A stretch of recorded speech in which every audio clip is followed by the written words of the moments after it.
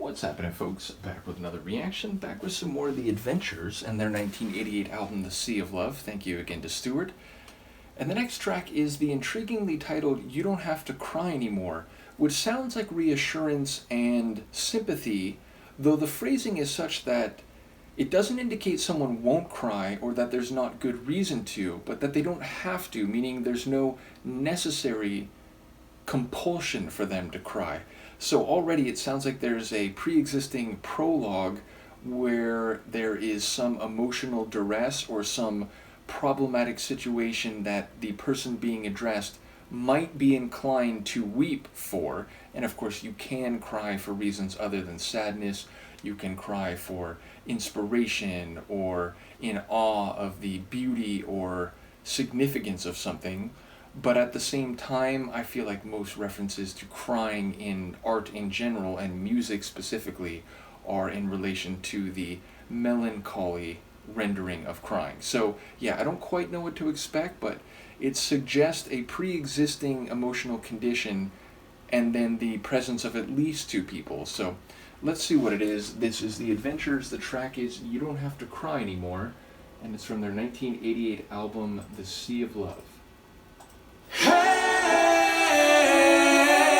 you don't have to cry anymore.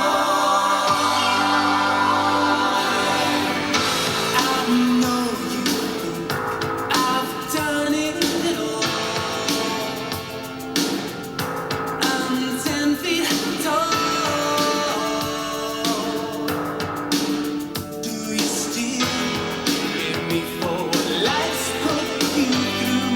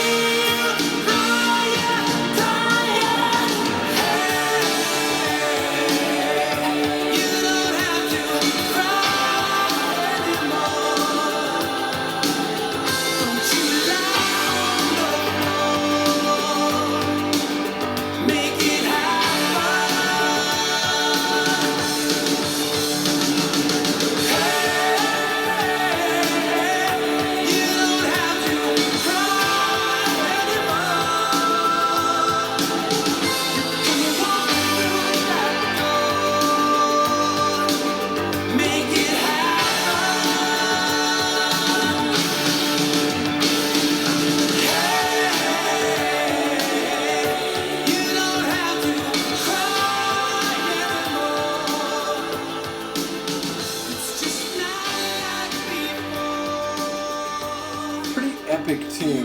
Like the scope and the power of that one was very epic, and the vocals in particular convey that. Both the lead vocal, which he really does have a good voice, and also those soulful supporting vocals that came in at a couple points. And the overall song, it gave me that like 80s epic ballad type of feel. It reminded me, not necessarily sonically in terms of the melody or even the configuration, but it had the same feel as a song like Tears for Fears, Head Over Heels, or OMD's If You Leave, or like Thompson Twins' Hold Me Now. It was that type of like emotional feel, is I guess the point that my brain is trying to make.